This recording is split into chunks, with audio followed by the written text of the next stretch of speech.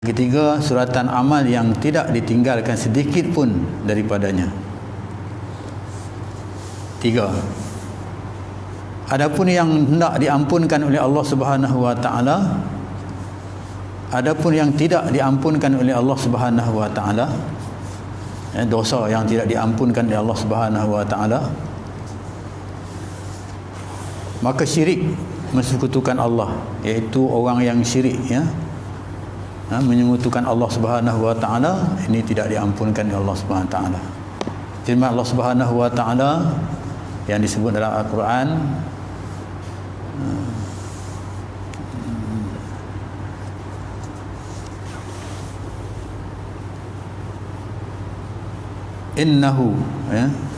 innahu man yusyrik billahi faqad harramallahu alaihi jannah wa ma'wahun nar. Sungguhnya tiada sesiapa yang mempersekutukan Allah, maka Allah akan mengharamkan padanya syurga dan tempatnya dalam neraka. Itu yang mana tidak diampunkan oleh Allah Subhanahu wa taala. Adapun yang diampunkan oleh Allah, maka dosa seorang terhadap Allah, itu dosa selain bersyirik terhadap Allah Subhanahu wa taala, itu antara dia dengan Allah Subhanahu wa taala. Selain daripada syirik tadi, itu diampunkan oleh Allah Subhanahu wa taala. Yang syirik itu maknanya tak diampunkan, kata Aisyah. Antara dia dengan Allah Subhanahu wa taala. Adapun yang tidak ditinggalkan sedikit pun, maksudnya tak ada keampunan daripada Allah Subhanahu wa taala, maka dosa seorang hamba terhadap seorang manusia, maka harus dibalas. Maksudnya dosa seorang hamba kepada seorang hamba yang lain, yang mana harus dibalas, maksudnya maka harus dibalas dan dikembalikan tiap hak kepada yang berhak. Kalau dia kata buat dosa kepada orang tu, maka dia berdosa lah, maksudnya, kecuali dia minta maaf kepada orang tu, ataupun orang tu maafkan dia, Jadi maksudnya di sini orang kesalahan antara manusia dengan manusia. Dalam ayat Quran, hablum minallah, hubungan dengan Allah, dan hablum minan nas, hubungan dengan manusia, Allah Maha Pengampun, Maha Penyayang, Allah ampunkan, kecuali syirik tadi yang Aisyah kata, kalau dosa-dosa lain macam kita baca dalam hadis yang lepas, zina, bunuh, kalau dia bertaubat, maka diampunkan oleh Allah SWT. Sungguh-sungguh taubat, maksudnya yang diterima oleh Allah SWT, taubat nasuha yang diterima oleh Allah Subhanahu wa taala. Di antara manusia dengan manusia ni, ni susah sikit, jadi maksudnya kalau tak minta ampun dengan manusia itu, maka Allah akan pulangkan hak dia di hari kiamat. Kalau tak cukup, maka Allah akan ambil hak orang tu, bagi kat dia, dosa orang tu bagi kat dia, macam tu, tu faham macam tu lah. Itu yang timbul cerita muflis pada hari kiamat, dia buat semayang dia, tapi dia melakukan benda-benda dosa yang lain kepada manusia, yang menyebabkan manusia tidak ampunkan dia, Jadi berkaitan dengan hadis ini, kita sambung sikit, ini hadis yang berkaitan dengan hadis ini. Maka Abu Hurairah radhiyallahu berkata, Nabi sallallahu alaihi wasallam bersabda, tiap hak harus dikembalikan kepada yang berhak pada hari kiamat, sehingga diberi kesempatan bagi kambing yang tidak bertanduk untuk membalas kambing yang bertanduk. Untuk apa? Untuk menanduknya. Kambing itu dia tak ada tanduk, dia tak boleh dari menanduk. Kambing yang seekor lagi itu dia ada tanduk, maka dia boleh menanduk. Jadi hak yang tak ada tanduk ni, dia tak boleh tanduk lah. Tapi Allah Subhanahu Wa Taala bagi tanduk pada dia hari akhirat, supaya dia boleh tanduk balik, begitu. Jadi apa maksud di sini? Kita baca terus, Untuk menanduknya, kerana itu jika jika dosaku dengan sesama manusia, kata Abu Hurairah, dosa aku sama manusia maka hendaklah diselesaikan dengan baik di dunia. Kalau dengan manusia tu kena selesaikan dengan baik di dunia, minta maaf, minta ampun dan dia maafkan. Kita pun rasa lega, kita rasa selesa. Kalau dia tak ampunkan kita, kita rasa tak selesa, tak rasa lega, rasa tak. Kalau kita tak rasa gitu, kita gelisah lah, tak senang hati kita, kan? Tu maksudnya dosa aku dengan dosa semua ni maka hendaklah diselesaikan dengan baik di dunia. Minta ampun lah. Adapun dosa antara dia langsung dengan Allah, maka Allah Maha Pengampun. Dosa dengan Allah tu Allah akan ampunkan dia, tak ada masalah, kan? Orang kata Allah itu Maha Pengampun lagi memaafkan, asalkan dia mau taubat, kan? Asalkan dia mau bertaubat, makanya Allah akan ampunkan dosa antara dia dengan Allah, kan? Tu kata Abu Hurairah, jika tidak dikembalikan di dunia maka harus dibayar. Jadi kalau dosa antara manusia ni kalau tak dikembalikan di dunia ataupun dia tak minta maaf, ya, dan tidak dimaafkanlah contohnya, ya, maka perlu dibayar, diganti dengan hasanat, kebaikan amal yang telah dilakukan. Maksudnya dia kena gantikan dengan amal kebaikan dia, ya, yang dia lakukan, ya. Bila pada hari kiamat. Jadi amal kebaikan dia itu yang boleh menggantikan dosa yang dilakukan kepada orang tu pada hari kiamat. Allah ambil amal dia tu, kan? Allah bagi kepada hak yang dia buat fitnah ke, dia buat apa dan sebagainya kepada orang tu di dunia, kerana dia tak minta maaf, tidak bertaubat kepada Allah Subhanahu wa taala. Jadi Allah ambil balik hak tu, ya, bagi kepada dia. Amal dia, tapi amal dia tu Allah bagi kepada orang yang dia kata yang dia caci, dicela lah pada hari pada masa di dunia ini. Itu kesalahan antara manusia. Sebagai firman Allah Subhanahu wa taala, ya, sebagaimana firman, ya, Nabi sallallahu alaihi wasallam, sebagaimana sabda Nabi sallallahu alaihi wasallam, ya, Abu Lais As-Samarqandi meriwayatkan dengan sanadnya dari Abu Hurairah radhiyallahu anhu berkata, ya, Nabi sallallahu alaihi wasallam bersabda, ya, yang bermaksud, tahukah kamu siapakah yang muflis? Nabi cerita tadi, ya. Tahukah kamu? Abu Hurairah menceritakan, ya, yang diambil daripada Abu Lais, mengatakan dia dapat daripada Abu Hurairah, ya, yang mengatakan, yang Nabi berkata, ya, tahukah kamu siapakah yang muflis dari umatku? Siapakah yang muflis? Faham kan kita muflis, kan? Maksudnya apa? Artinya tak tahu dia, kan? Tapi kita faham lah muflis tu, kan? Maknanya papa lah, kan? Papa ke dana lah, kan?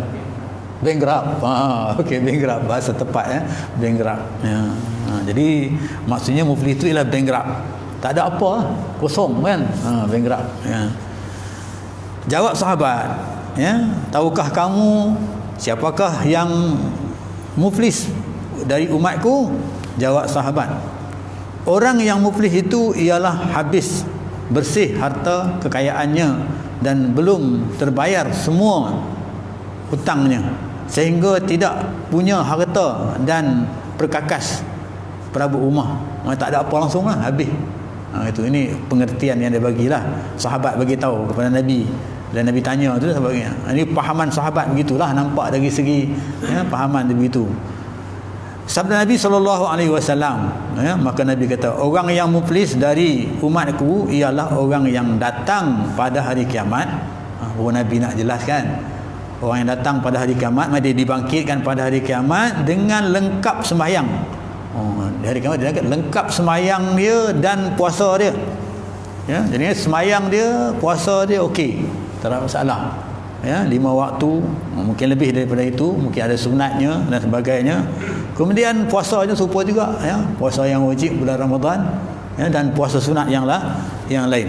Ini amal dia, ya. Tetapi dia telah mencaci maki pada si anu, kan, dia sembahyang, dia puasa, kan, tapi dia amalan dia iaitu dia mencaci pada si anu, si ani, kan, si anu ini, kan, begitu, dan menuduh pada si itu, ya, kepada orang tu, dia tuduh pada orang tu, ya, dan maka dia makan, dan juga dia makan harta orang ni, kan, dia tuduh orang tu, dia makan harta orang ni, kan, begitu, kan, dan menumpahkan darah si anu, dia bunuh orang tu, kan, ini orang ni. Maka semua orang yang diinaya itu menuntut balas. Jadi orang yang diinaya tadi itu, masa dia hidup tadi itu, ya, yang disebut satu persatu tadi itu, yang mana dia maki, ya, dia menuduh orang tu, kemudian dia makan harta orang tu, kemudian dia menumpah darah. Jadi kita tak ada kot yang menumpah darah tu, kita tak ada, kan. Na'udzubillah lah, tak ada kita yang menumpah darah tu, nak bunuh-bunuh tak ada, kan. Dan maka semua orang yang diinaya itu tadi itu menuntut balas pada hari kiamat, dan dibalas dengan hasanatnya, dengan amal tadilah, hasanatnya tu, amalan baik dia tu, semayang dia, puasa dia, itu hasanat dia lah, kan. Amalan baik dia mungkin lebih daripada itu, banyak lagi lah, dia sedekah ke dan sebagainya, hasanatnya, hingga bila dia telah habis, hingga bila telah habis hasanatnya itu. Dia buat hasanat banyak, kan, tapi dia tak cukup, ya, tak tertebus dengan hak yang dia buat tadi itu, dosa yang dia buat tadi itu, dia caci, dia cela, kemudian dia bunuh, dia makan harta anak yatim, banyak lagi lah kisahnya, kan. Jadi tak cukup, kan. Hasanatnya itu, hingga bila telah habis hasanatnya itu sebelum terbayar semua orang yang menuntut itu. Maknanya hak yang dia buat tadi orang menuntut semua tak terbayar lagi dah. Maksudnya hasanat dia dah habis dah, tak ada lagi dah, kosong lah. Jadi muflis lah maksudnya, ya, dia kosong dah, tak ada amalan dia, kan. Maka diambil dosa-dosa orang yang diinayanya itu pula. Ya, orang yang hak diinaya tadi tu, kan, dosa orang tu diambil bagi kat dia lagi. Dah lah dosa dia tu banyak, kan. Jadi dah tak ada lagi dah, orang kata tak ada lagi dah hasanat nak bagi, maka nak bagi balik, nak tebus balik dosa orang tu, maka dosa nak tebus balik yang dia buat fitnah kepada orang tu, dia inaya orang tu, maka dosa orang tu punya balik kepada dia, tebuskan kepada dia, bagi kepada dia lagi banyaklah, kan, lagi bertambahlah, yang dia pun dah tak ada, kemudian yang orang pun lungguk kat dia juga, kan. Begitu kita katakan. Jadi lagi banyaklah. Maka diambilkan dosa-dosa orang yang diinayanya itu dan ditanggungkan kepadanya, dibagi kat dia. Kau ambil lah ini. Jadi mana dosa orang tu tertebus dengan bagi kat dia. Orang tak berdosa lah, kan. Patutnya dia kena bagi pahala tu kepada orang tu, kan. Tapi dah tak ada pahala, orang tu bagi dosa tu balik kepada dia. Kemudian dia dilemparkan ke dalam neraka. Ni tak ada, kosong lah. Kosong, kan. Jadi tu bila masuk neraka, kenapa aku masuk neraka ni, aku sembahyang okey, puasa okey, kan. Contohnya begitulah. Dia perasan, tu dia kata ada cerita mengatakan dia rasa dia bawa tu dah banyak dah, dia tanggung tu, bunyi yang dia bawa kat belakang tu kira ada penuh, dia kata, kan. Bila buka-buka tengok kosong, tak ada apa yang ditanggung. Semua bila dia buka, orang tu ambil, orang dia dah faraid semua dah, kan. Dia tak ada pada dia, kosong. Ini yang Nabi kata orang yang muflis di hari akhirat, maksudnya, ya, yang diceritakan oleh Abu Hurairah. Jadi yang ini, maka kita ngelaklah daripada benda yang macam ni, kan. Kita rasa muflis di dunia pun dah cukup teruk, kan. Cukup susah rasanya, ya. Kalau muflis di hari akhirat macam ni, amal tak ada lah nak masuk syurga, neraka syurganya. Yang boleh masuk syurga ni tadi pahala tu, kan. Pahala tu tiket nak masuk syurga. Tapi kalau dah pahala tak ada, nak masuk macam mana? Tak boleh masuk lah, kan. Jadi dia tak boleh masuk, maka masuk neraka lah tempat dia. Kan? Itu hadis ini menceritakan tentang bagaimana yang dikatakan Nabi, iaitu umat dia akan ada umatku yang muflis pada hari kiamat. Itu macam tu keadaan dia. Rupanya baru kita faham, ya. Jadi di sini maksudnya kita amal kita okeylah, ya. Maksudnya amal kita, puasa kita, ya, rukun Islam yang kita buat tu, yang kita puasa dia, cuma kita kena jaga supaya jangan amal kita itu terhapus dengan hasanat yang kita lakukan kepada orang lain. Bukan hasanat, sayyiat, ya, sayyiat yang kita lakukan kepada orang lain, kejahatan yang kita lakukan kepada orang lain. Jadi kita kena buat hasanat banyak, kan, supaya tertebus. Jadi kalau tadi kerana dia tak ada hasanat tadilah, maka tak cukup hasanat tu, maka hak yang sayyiat orang punya tu, ya, dosa orang tu maksudnya bagikan kepada dia. Ini tentulah keadaan itu. Jadi rugi sangatlah kalau begitu. Okey. Lanjutan daripada itu, ya. Kata Abu Lais, kami memohon kepada Allah semoga Allah memberi taufik untuk tetap pada taubat. Jadi kita ni, pengarang kita ni ngajak kita supaya kita ni mohon kepada Allah Subhanahu Wa Taala supaya istiqamah dalam usaha untuk bertaubat. Jadi kita, walaupun kita rasa kita tak ada dosa, kan, walaupun kita rasa kita kena bertaubat. Astaghfirullahalazim, astaghfirullahalazim, astaghfirullahalazim, kan, dengan sepenuh-penuh taubat. Sebab astaghfirullahalazim tersentuh di hati, teringat apa yang kita lakukan yang berdosa kepada Allah Subhanahu Wa Taala. Mudah-mudahan dengan teringat itu, tersentuh hati itu akan mengalirkan air mata, dan air mata itu ibaratkan sebagai dosa yang jatuh, ya, daripada jasad kita yang melakukan dosa tadi. Yang buat dosa tadi jasad kita. Jasad kita yang buat dosa tadi, mata kita, telinga kita, mulut kita, ya. Jadi mudah-mudahan dengan tangisan air mata itu, ya, mana kata titisan air mata itu sebagai satu dosa yang kita jatuhkan untuk mensucikan diri kita daripada, itu maksudnya astaghfirullahalazim, astaghfirullahalazim, kan. Tersentuhlah di hati, bukan hanya ringan, tak ada apa-apa, tak ada terasa apa-apa pun, biasa saja, kan. Jadi itu mungkin Allah itu hak Allah lah untuk terima tak terima, kan. Tapi yang sebenarnya, yang terkesannya ialah bila astaghfirullahalazim tu maksudnya mengalir air mata. Jadi itulah dosa-dosa yang kita harap, itulah dosa yang ada pada kita yang jatuh, ya. Macam dalam Allah kata dalam bab wudu, kan, kalau kita ambil wudu, fadilat dia basuh tangan tu, air yang kita basuh tangan tu jatuh menitik tu macam mana daun kering yang jatuh, mensucikan dosa-dosa kecil kita. Jadi kita harap begitulah, maksudnya amalan sayyiat kita ni, amalan solihat kita itu, hasanat kita itu, supaya banyak kita lakukan, boleh mensucikan dosa kita, ya. Tak payah kita pergi mandi kat Tanjung Keling, kan, nak suci dosa, kan. Kan, dulu Tanjung Keling lah pergi mandi, kan, suci dosa, kan. Macam-macam lah, kan. Itu semua kurafat lah benda tu, kan. Dulu kurafat, kan. Ambil daripada amalan orang Hindu yang pergi mandi dekat sungai Ganges ke sungai apa, sungai dekat India tu, kan. Jadi nak sucikan dosa dia. Jadi dosa kita, nak sucikan dosa kita, taubat, ya. Nak jatuhkan dosa kita, taubat dengan sungguh-sungguh yang mengalirkan air mata, kan. Okey, itu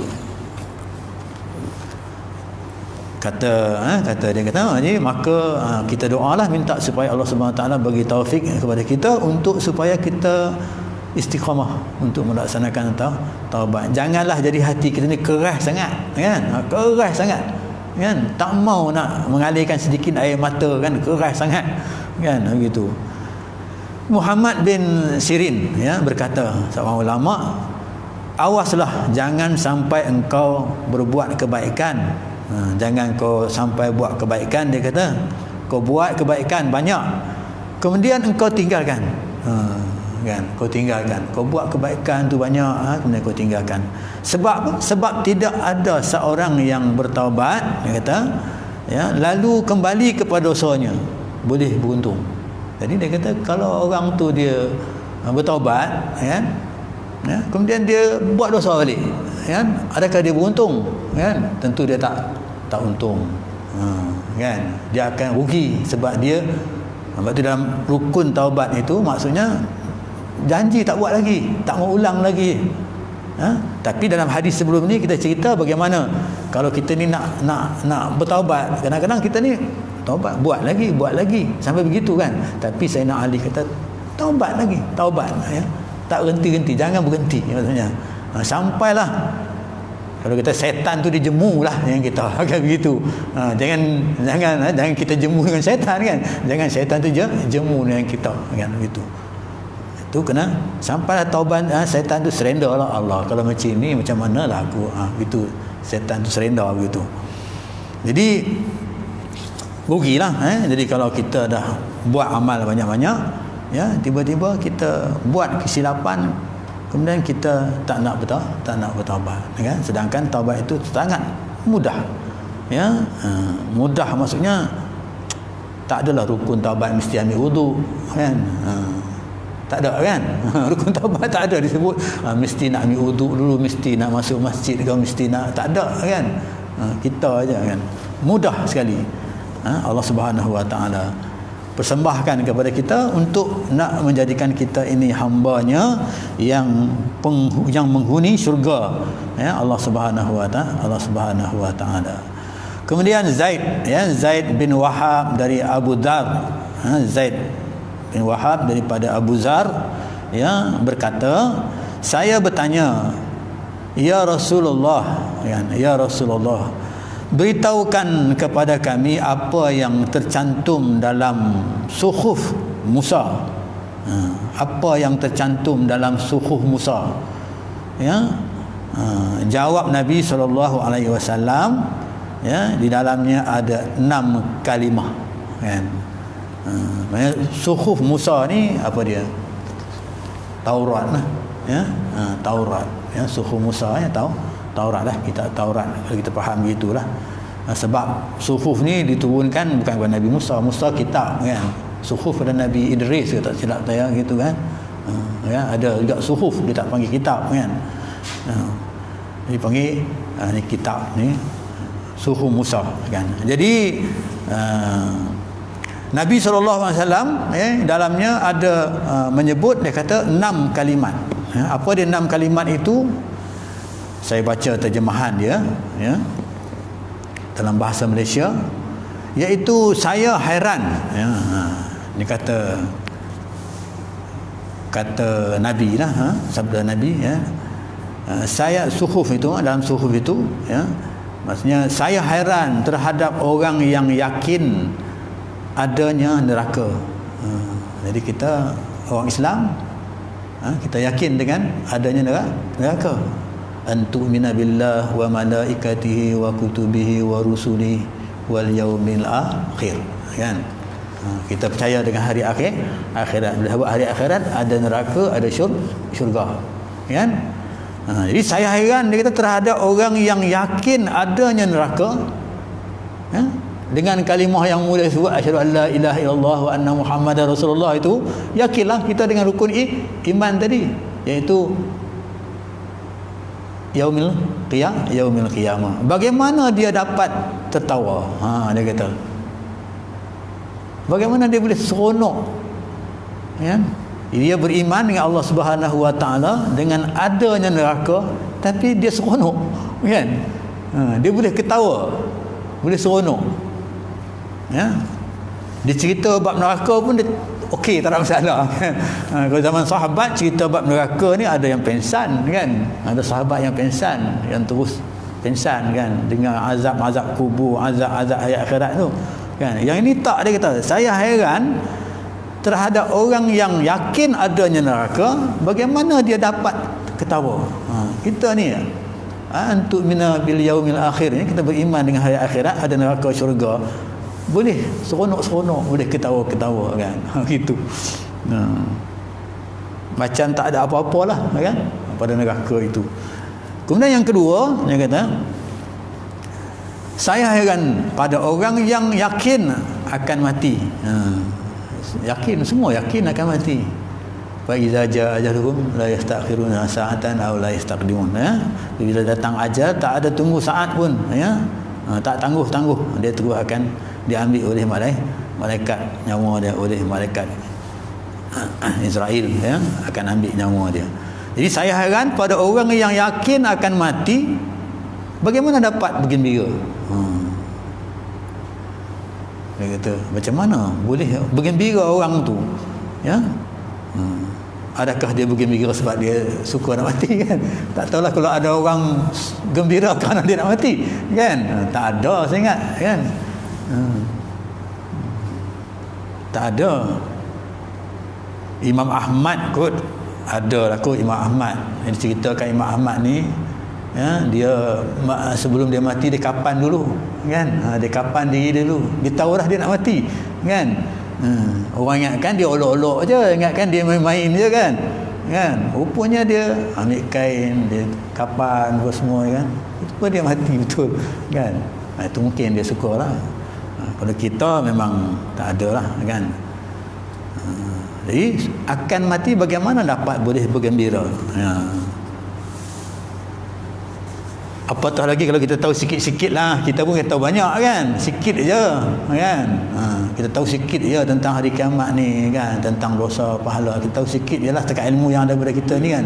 Itu pun tersentuh hati kita, takut kan untuk nak menghadapi maut tu kan, mati tu, ataupun sakaratul maut itu, ya, sakaratul maut itu, nak menghadapi mati itu, takut rasanya kan, begitu.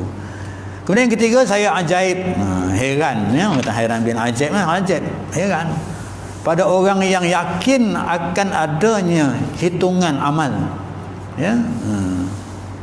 Bagaimana dia melakukan dosa? Orang yang yakin ada hitung amal, ya, mizan, timbangan, ya, timbangan Allah Subhanahu wa taala di hari akhirat. Ya, bila berlaku kematian, dibangkitkan pada hari akhirat, ya, diceritakan oleh Anas bin Malik juga dalam hadis yang lain, ya, diceritakan dia pernah, ya, bertanya Nabi SAW. Dia kata, ya Rasulullah, ya, bila aku mati besok, dia kata, bila di padang mahsyar, macam mana aku nak jumpa kamu ya Rasulullah? Kan? Jadi kerana apa nak jumpa Rasulullah? Kerana dapat syafaat daripada Rasulullah sallallahu alaihi wasallam, nak dapat syafaat, ya, nak dapat syafaat. Maka Rasulullah SAW pendek ceritalah, Rasulullah SAW kata macam inilah, ya, kau jumpa aku di mizan, ya, kau jumpa aku di sirat. Sirat ni titi, ya, jambatan siratul mustaqim. Di sana lalu, gambaran, ya, lalu, ya, manusia-manusia di atas sirat itu yang digambarkan tajamnya jambatan itu ataupun kecilnya jambatan itu, susahlah nak lalu, istilahnya begitulah kan. Kemudian dahlah keadaan sempit, ada yang berjalan dengan 2 kaki, ada jalan dengan 4 kaki, ada yang macam orang terbang, ada yang macam-macam lah digambarkan, bergantung kepada amalan itu. Kalau tak jumpa kat situ, kata Abu Anas bin Malik, jumpa aku dekat mizan, dekat timbangan. Ini timbangan tadi tu, dosa apa? Dosa apa lagi? Nabi ada kat situ. Nabi sedang duduk tengok kan, Nabi duduk kata kitab, kata ulama-ulama, ya, Nabi ni berusaha untuk nak membantu supaya timbangan ke arah kebaikan tu banyak. Kalau timbang kebaikan tu kurang, Nabi tambahlah, ya, dengan serban dia, dengan apalah, cerita kita lama tu lah. Tapi nak gambarkan bahawa Nabi berusaha untuk nak memberi syafaat, kan. Digambarkan serban apa Nabi itu semua itu sebagai macam kita nak tolong orang dekat dunia ni lah. Di hari akhirat mana ada serban ni, tak ada lah. Hari kiamat tu kan, benda yang hari kiamat tak akan ada macam ada kat dunia ni. Kan? Okey, ya. Jadi dia kata itu hitungan amal, dia kata. Bagaimana dia boleh melakukan dosa? Kalau dia tahu amal dia dihitung, dosa pahala dihitung, macam mana boleh dia melakukan dosa? Ni pelik ni, ajaib kan. Yang keempat, saya kagum pada orang yang percaya pada takdir, ketentuan Allah. Dia percaya kepada antu'mina billahi wa malaikatihi wa kutubihi wal yaumil akhir wa tu'minu bil qadri khairi wa syarri. Akhir sekali, tu'minu bil qadri khairi wa syarri. Maksudnya beriman dengan qada dan qadar Allah Subhanahu wa taala, takdir Allah. Bagaimana dia bersusah payah, ya. Dia dah tahu ini takdir Tuhan, tapi dia susah payah juga, kan? Nak melawan takdir itu, nak melawan takdir Tuhan itu. Dia rancang macam-macam lah, ya, rancang begini, rancang nak bagi dia dapat, kan? Tapi ayat lain Tuhan kata wa makaru wa makarallah, kan? Kamu merancang, Allah pun merancang. Wallahu khairul makirin. Tapi perancangan Allah tu lebih daripada kamu punya rancang, kan? Itu qada qadar maksudnya.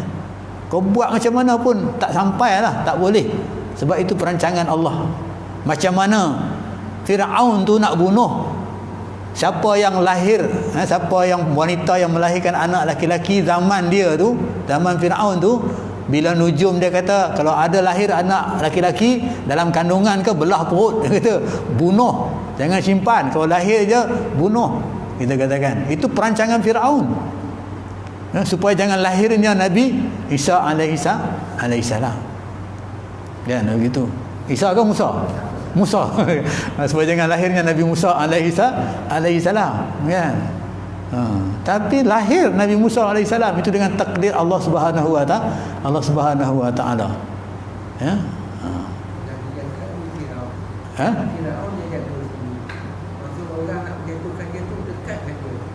Itulah. Perancangan dia. Dia rasa nanti orang tu bila dah besar besok nak jatuhkan dia, kedudukan dia, kan? Tapi rupanya orang yang nak menjatuhkan dia tu duduk dalam istana dia, dekat dengan dia. Jadi anak dia mengaku anak pula tu, kan? Mengaku anak. Walaupun anak dia tu buat kat dia macam-macam. Kalau cerita Musa masa dia kecil ni lah, dengan Firaun ni macam-macam dia buat. Sampai Firaun kata ini tak boleh ni, budak ni dia kena bunuh lah ni, katakan. Tapi dia kerana sayang dengan isteri dia, kan, dia tak bunuh, kan. Cerita kitab lah macam begitu, kan. Begitu Quran dia. Itu perancangan Allah Subhanahu wa taala, kan. Itu juga ini maksudnya dia percaya kepada qada dan qadar, tapi dia berusaha juga dengan susah payah duk buat begini, nak rancang begini kan, begitu kan. Okey, yang kelima, saya kagum pada orang yang melihat segala perubahan dunia, bagaimana dia cenderung kepadanya. Kan? Tengok dunia ni macam-macam, tapi dia berminat dunia ni. Sebab tu dalam talqin tu dia kata dunia ni apa? Tipu daya, tapi dia minat dengan tipu daya tu. Ada dunia tu tipu daya, kan. Tapi dia minat dengan tipu daya itu, kan. Itu yang kelima. Kemudian yang keenam, saya ajaib pada orang yang yakin pada syurga, bagaimana dia tidak berbuat baik. Dia yakin pada syurga, cerita syurga, kan. Tapi dia tak buat perkara-perkara yang boleh menyebabkan dia masuk syurga. Tiket tadilah, pahala tadi, kan. Kan, patutnya bila dia nak masuk syurga, ada tiket tadi, ada pahala tadi, ada simpanan banyak, kan. Simpanan, akaun dia banyak lah. Akaun solat dia, akaun puasa dia, akaun sedekah dia, ada akaun banyak lah, kan. Baru jadi jutawan. Bila jadi jutawan sampai kat sana tak ada masalah lah, kan. Boleh masuk, ya. Sebut jutawan ni, kadang-kadang kita kat dunia ni bersebut jutawan, orang datang offer kepada kita, bank pun datang offer nak bagi pinjam kat kita. Kalau kita ni macam ni, bank tak ada nak offer. Bank tak kata apa pun atas. Kalau kita ni orang kaya, bank akan offer kita. Okey, tuan nak buat pinjaman ke? Dia nak bagi pinjam lagi tu, bank nak buat duit lagi, kan. Begitu keadaan dia, kan. Itu. Jadi bagaimana dia kata, ya? Saya ajaib pada orang yang yakin pada syurga, bagaimana dia tidak berbuat baik. Dia nak buat baik bismillah. Nak masuk syurga dia buat baik. La ilaha illallah Muhammad Rasulullah. Ya kan? Dia sebutnya. La ilaha illallah Muhammad Rasulullah.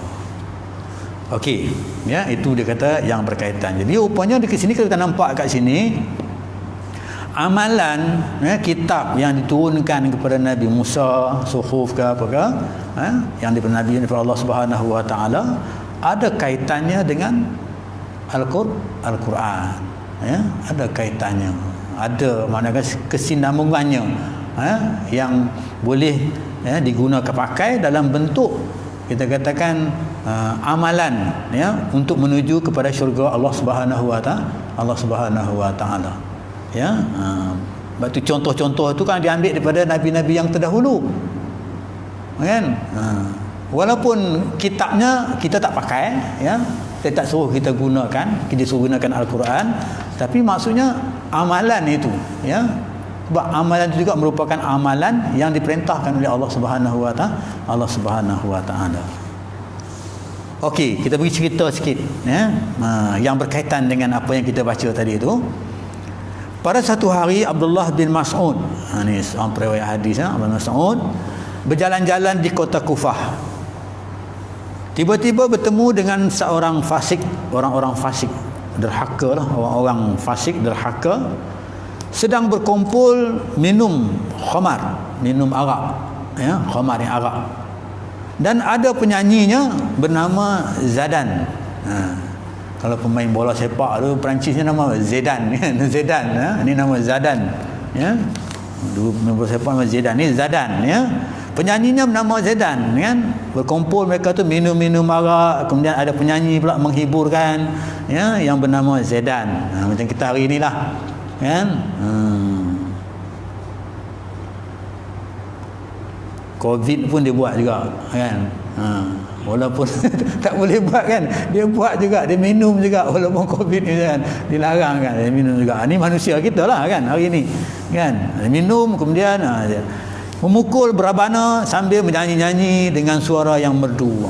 Sedap lah suara pukul rebana, muzik, nyanyi, kan. Macam kita hari ni bukan rebana saja, macam-macam lah, kan, gitarnya apalah, kan, rebana, suara yang merdu. Abdullah bin Mas'ud berkata, Abdullah bin Mas'ud lalu kat situ. Abdullah bin Mas'ud kata, alangkah merdunya suara itu. Suara siapa? Suara Zidane tadi, kan, yang menyanyi tadi tu. Merdunya suara itu, andaikan digunakan untuk membaca Al-Quran. Kan, kalaulah suara itu digunakan untuk baca Al-Quran, kemudian dia terus jalan. Abdullah yang terus jalan. Dia kata macam tu je. Dia kata macam itulah. Suara ni sedap ni. Siti Nurhaliza sedap suara dia. Kalau dia baca Quran lagi sedap. Contohnya begitulah kita katakan, kan. Kan. Kemudian bila dia dah berlalu dari situ, tiba-tiba Zidane terdengar-dengar lah di telinga dia apa yang dikatakan oleh Ibnu Mas'ud tu. Dia kata, Ibnu Mas'ud tu kata apa tadi? Dia macam terdengar-dengar. Orang kata tengyang-nyang lah kat telinga tu, kan, terasa macam tu. Lalu dia bertanya kepada orang, siapakah orang tu? Siapa dia tu? Orang tu yang kata tadi tu, aku tengyang-nyang, terdengar-dengar lah apa yang dia cakap tu, kan. Jawab oleh orang tu. Orang tu berkata kepada dia, itu dia Ibnu Mas'ud, sahabat Nabi SAW. Itu dia Ibnu Mas'ud. Dia tu sahabat dia, sahabat Nabi SAW, kan.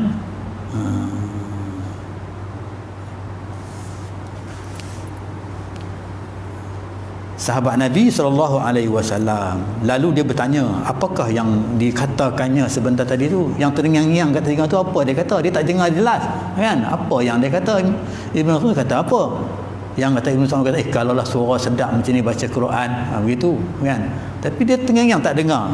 Dia orang tu kata kepada dia, jawab orang, ia berkata, alangkah merdu suara itu andaikan digunakan untuk membaca Al-Quran. Barulah dia jelas, kan, dia jelas. Andainya suara Zidane yang dia dengar sedap tadi tu, kalau baca Quran lagi sedap lah, kata Ibnu Mas'ud. perkataan itu benar-benar meresap di hati Zaidan. Ini kalau Allah nak bagi petunjuk orang tu lah. Kalau Allah nak bagi petunjuk hidayah pada seorang tu macam tu lah. Kan?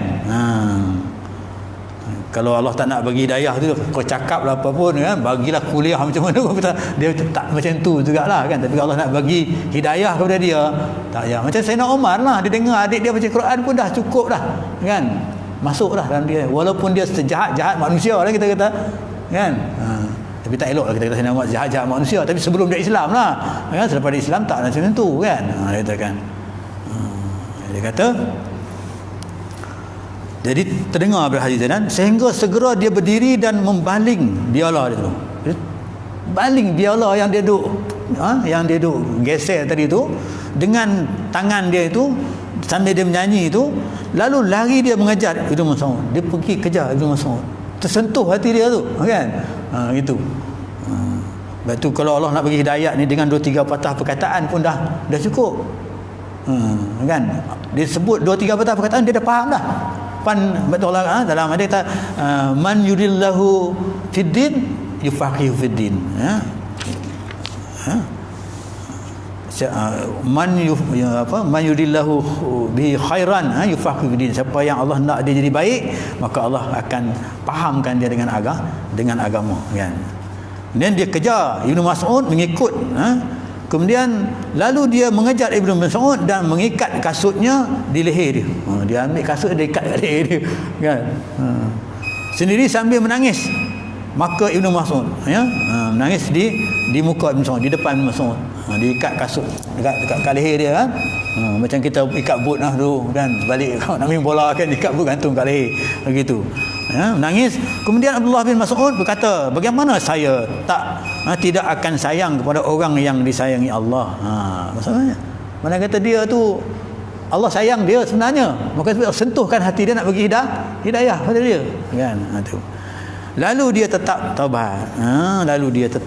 Maka dia pun bertaubatlah dengan amalan dia tu yang minum arak tadi, yang main muzik, kemudian menyanyi-nyanyi itu dengan suara yang sedap tu, dan selalu mendekati Abdullah bin Mas'ud, dan kemudian pun ikut Abdullah bin Mas'ud. Dia belajarlah untuk belajar ilmu Al-Quran ya, sehingga alim yang banyak meriwayatkan hadis daripada Abdullah bin Mas'ud kan. Sampai begitu sekali. Maknanya dia Allah sentuhkan dia dengan keadaan dia itu sedar dengan kesilapan, dengan kesalahan yang dilakukan itu daripada keluar daripada mulut orang yang beriman ya, iaitu Ibnu Mas'ud. Kemudian dia belajar dengan Ibnu Mas'ud, dan selepas itu apa yang diajarnya, yang belajarnya itu dia belajar tentang taubat tadi kan. Dia bertaubat, dapat Ibnu Mas'ud tu dia, maka diceritakan dia bertaubat kan. Dia taubatnya itu diterima oleh Allah Subhanahu Wa Taala. Diterima, maka Allah tunjuk dia ke jalan-jalan yang baik. Maksudnya nak tahu kita ni Allah terima tak terima taubat kita, itu je lah. Lepas tu kita nampak kita ni begitu.